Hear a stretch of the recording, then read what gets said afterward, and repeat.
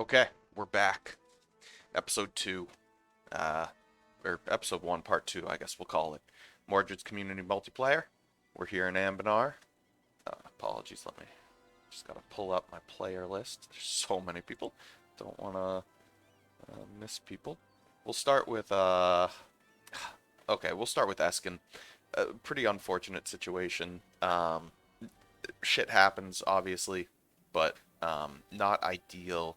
We were supposed to have a Blade Breakers player as well as a new Wanderers player. Neither one could show up for the first session. Eskin in particular, uh, maybe Serpent Spine as well. There's a few regions where the first session is of critical importance. So Marhold is the dominant player in this region. Currently at war with Council League, continuing their consolidation of, what do we even call this region? South and Inner Castanor. I believe their mission tree just touches South and Inner Castanor, so maybe they'll leave, what is that, Outer Castanor? West Castanor to the New Wanderers and let New Wanderers play over there. Blade Breakers was not here for the start of the session.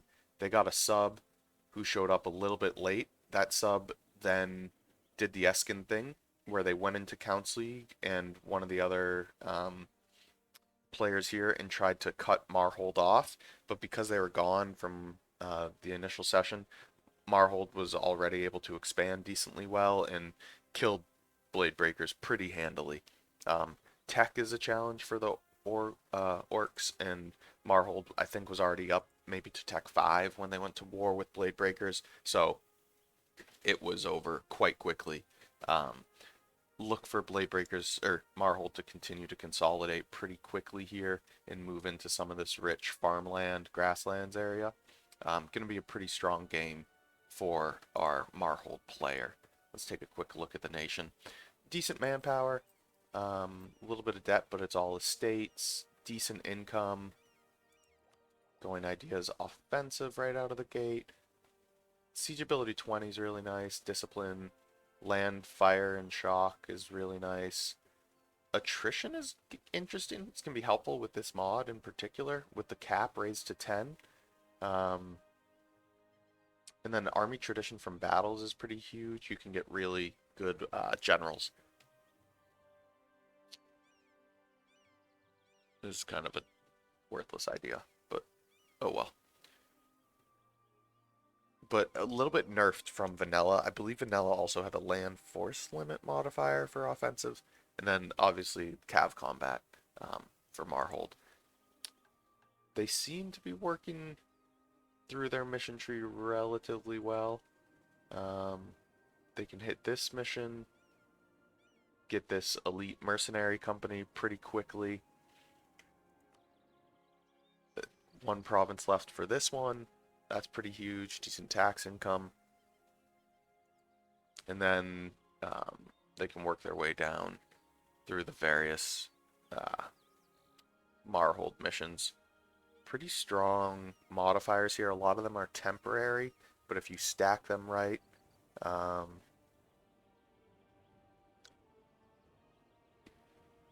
a bunch of various mercenaries available through here.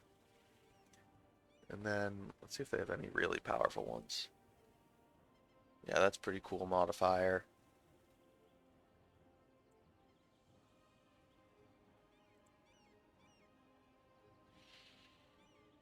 Oh, Jesus, that's a really cool modifier. Okay, if they're able to complete their mission tree, which I don't think has a huge number of claims, like a lot of other nations, they're going to be a really powerful nation. And then I believe... Oh, Blackbeard Cartel's already into the Deep Woods. I believe there was a Silent Blade player, so I believe our Blade Breaker player then moved into the Silent Blade, but it looks like they may be dead here. A little bit of debt. Decent amount of manpower. Not too far behind on tech.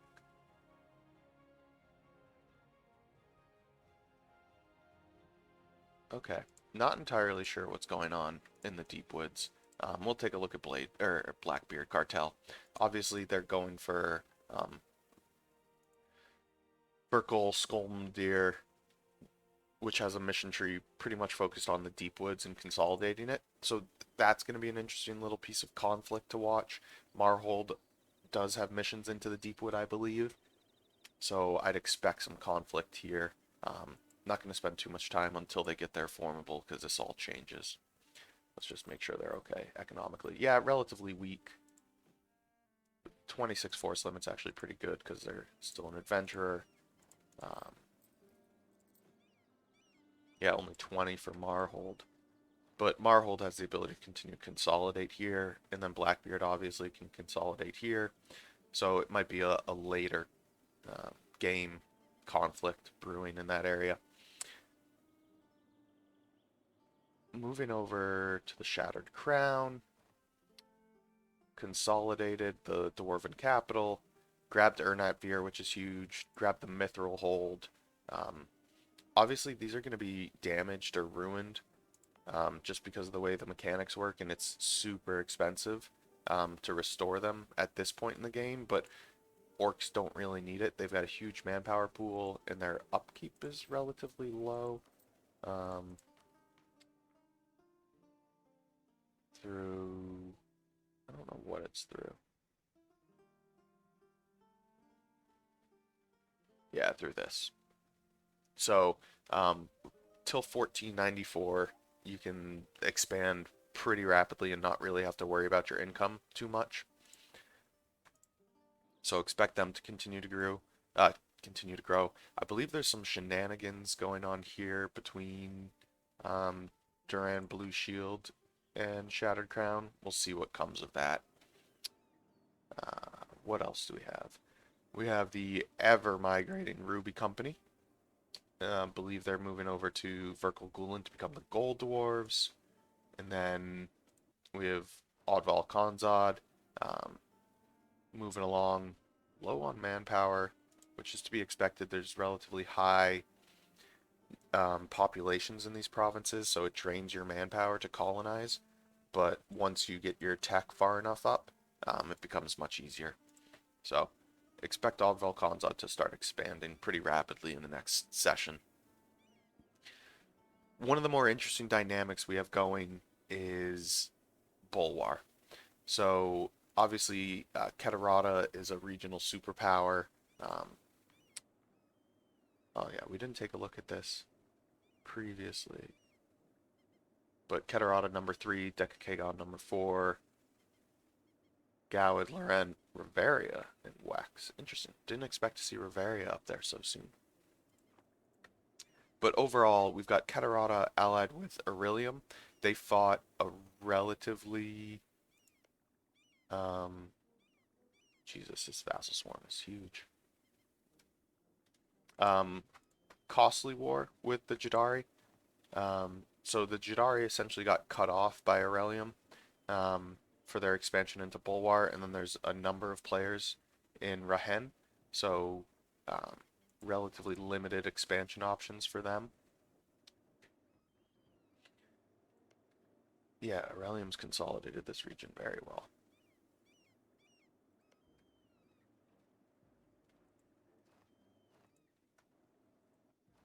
Aurelium wants to become the Phoenix Empire.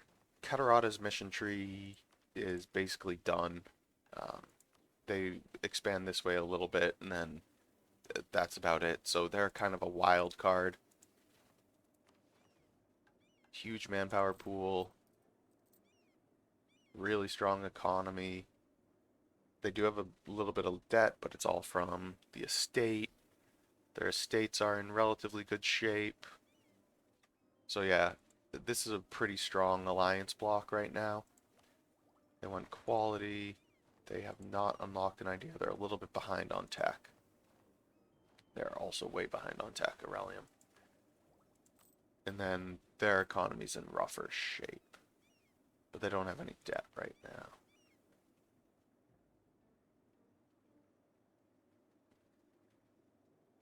And then let's take a look at the subject tab. Yeah, huge number of subjects.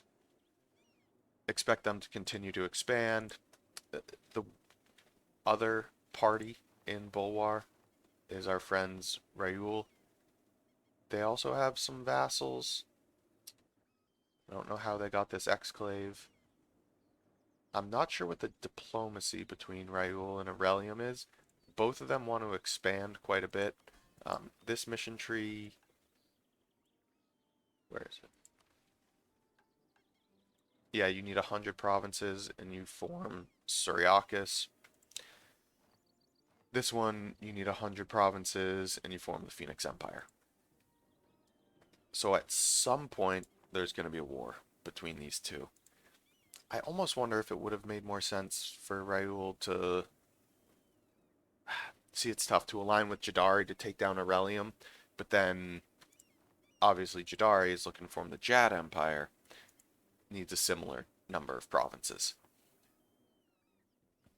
Jadari is out of it at this point. They're bankrupt. Manpower is actually decent, but probably behind on tech. Okay on tech. But yeah, they lost the war that would have allowed them to expand. Yeah, tremendous amount of debt, no real income to speak of. So Aurelium can continue to consolidate, and Jadari is essentially out of expansion options. So, um, yeah, good luck, Jad. Moving into Rehen. Dakalamvi. Sure, that's what we'll call it. Oh, interesting. These are like Indian estates. Don't really have a good handle on this. He must have just seized land, I'm guessing. It's going innovative out of the gate. Let's check their alliances. Two-player allies? Maybe through ideas or something he's getting at? I'm not really sure. I thought it was just one-player ally allowed. Oh, maybe this is already AI or something. Who knows?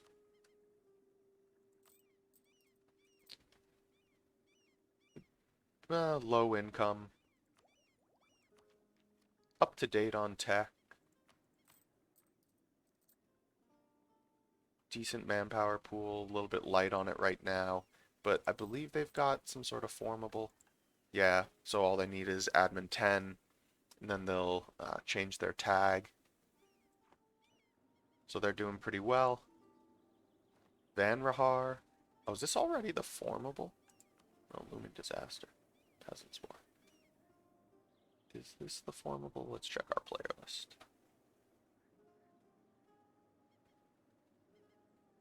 Yeah, okay. So I believe this is a very strong, yeah. 20% morale, land leader shock, shock damage, infantry combat. Oh wow. Monarch military skill, infantry cost, manpower, and then fire damage received. So yeah, this is a super strong formable. I I believe that there's like one of the really bad dwarven disasters, but there's a version for Rahen if you have more than 50 provinces. So Faceless may choose to stay relatively small here. I'm not sure what sort of diplomacy they've worked out. Oh, it looks like they all have multiple player allies. I don't know how they're doing that. I thought it was just one player ally.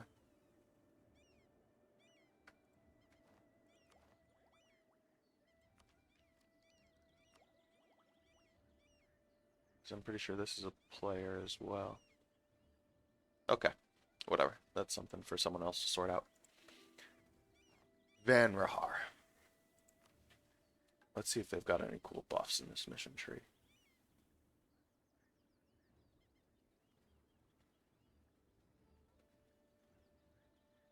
Whoa.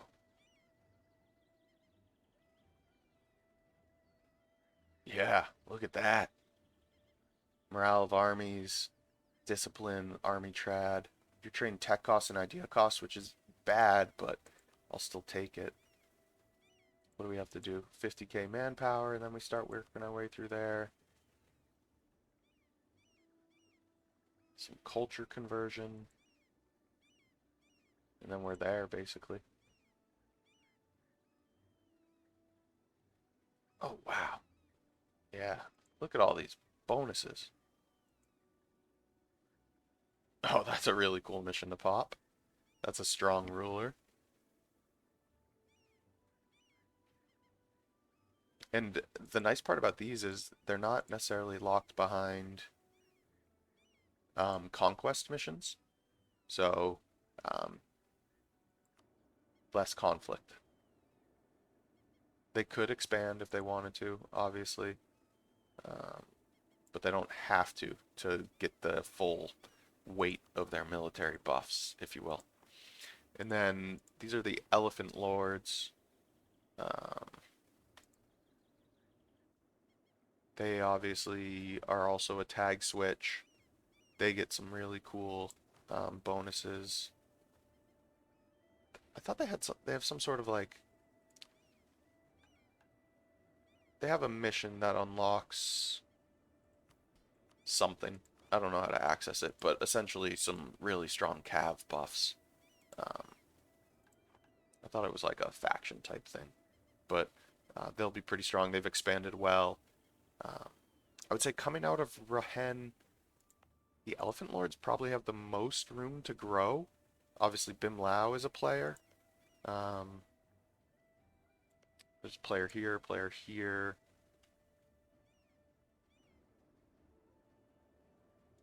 Player here. So yeah, Dakhilavami, whatever. These green people can expand this way, but you've got, I guess, a more direct expansion path here as the Elephant Lords into the command. Um, it's just a matter of choosing when you want to take the command down. Obviously, quite strong as their economy. Low on manpower, decent eco, nothing too, yeah. Oh, decent amount of loans here, but mainly estate loans.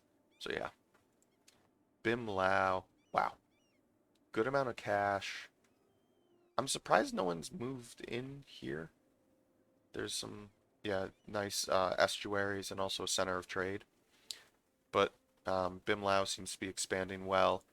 I believe these are like the harpies, right? Yeah, these are the harpies that start in like not Japan. So that's their ally that they've chosen. Is Bim Lao, it's something like spiritual ghosts or something. Yeah. So they're moving through their mission tree. They've got a little bit of expansion to the left and right, but not a ton open to them. This looks like some sort of formable, I'm guessing. I don't even know what, but it started as, but it's doing well, I guess we could say. Um, it's way up there. Already has the institution. Decent income, good profit, not a ton of debt. Estates look fine. This is relatively painful to do this tech cost, so just want to keep an eye on that. Not a ton of manpower. High force limit though. And they are working through. Oh yeah, this is a huge mission tree. Let's see if they've got any cool modifiers.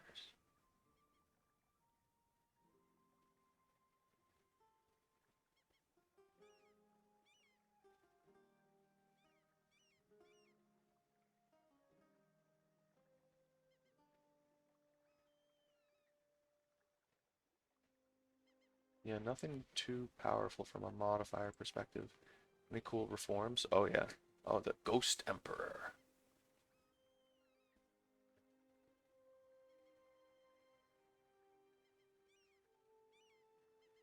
Yeah, okay. Something to keep an eye on, this mission tree.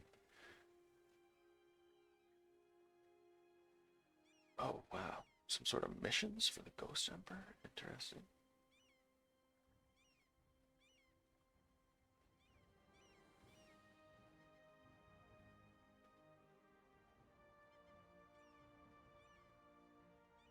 Okay. Interesting mission tree here.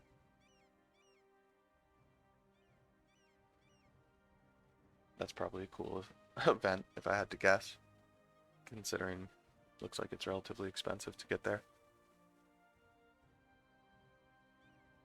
Oh, that's really powerful. 10 dev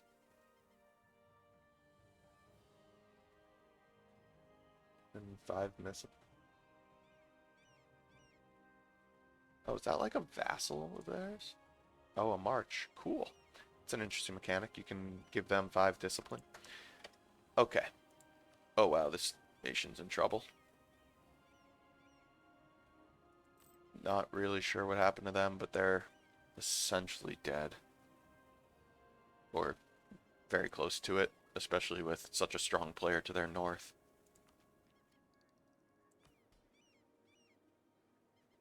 Yeah, not entirely sure what happened here. Maybe a player war. And then, obviously, oh wow, the ogres did quite well. They've got some room to expand here into not Mongolia. Obviously, there was a player here that got taken down by everybody around him, essentially. Um, Mordred's doing quite well. Oh wow, yeah, big vassal, big march. The gold kobolds, well, they've got a core here. A vassal there, so expect them to probably eat this up. Some conflict here. No allies. Hmm. Decent manpower. Country's in decent shape. Oh, but the people to their north are a decent chunk bigger. Militaries are about even. Oh, so it would be good war. This is probably low dev. Yeah, terrible dev here. In large provinces, so. And then Fetton, slightly better income. No manpower to speak of. Similar army size, but also 2 decent sized vassals. So, okay. These people are huge. They're going to be probably a superpower in this region as they continue to consolidate. Bim Lao's probably going to get boxed in pretty quickly. I'd expect Japan or whatever to continue to consolidate. And then um, something's got to give here. You've got 3 players in this small space. I don't think it's going to support 3 players long term. It can probably support 2. And it looks like the gold kobolds may be on the outside looking in, but that's just a guess. Obviously, Fetton can continue to expand here. I'm assuming if this is like China, this is going to be really good land. Oh yeah. Farmlands everywhere. A little bit of urban. Let's take a look at the trade goods. Not that much silk or cloth. So not the best trade goods in this area. But yeah, we'll see. Plenty of iron over here. Um,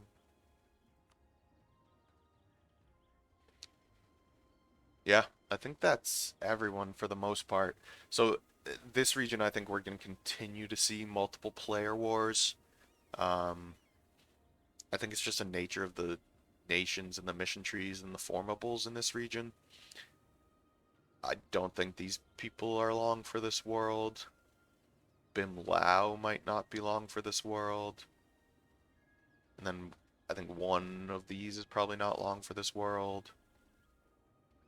But who knows? Some of these nations may be tall, like play taller than I'm seeing, but we'll see. So expect some conflict here. Raul has to figure out what they're gonna do, um, but expect the Jadari to probably not be here next session. I just don't see them surviving. And then, yeah, it'll be interesting to see who comes out of this area, if it's reseeded and when. Lake Fed obviously eventually when it forms or completes its mission tree can have a bit of influence in this area. A Centaur player obviously could provide a counterweight to um, whatever's coming out of the Shattered Crown Blue Company or Blue Shield area, whatever's coming out of the north here, and even potentially Marhold or into Bulwar. So yeah, probably getting a Centaur player sooner rather than later might be best, but I'll leave that up to uh, the hosts. But yeah, interesting session. Session one, a few player wars. Nothing too unexpected. Jadari obviously is a super powerful tag. This is pretty terrible land, so they need to either move into Rahen or Bulwar. They chose to try to move into Bulwar after getting boxed out by Aurelium. It was the right move by Aurelium, um, and they had better Diplo and were able to bring Ket in. So, yeah, tough luck for Jadari. But, and then Banfang, I don't think they could have done anything different. Maybe diplomacy wise, they could have played different, but so many people just piled on them to stop them. I believe they were like the strongest tag in this area, so the weaker tags just took down the strong tag, which happens all the time. It's unfortunate. And then, yeah, Marhold's going to be a beast coming out of Eskin. Um, yeah, so that'll provide a counterweight to some of the Empire border players and also whatever comes out of the deep woods and Serpent Spine here. Should be interesting.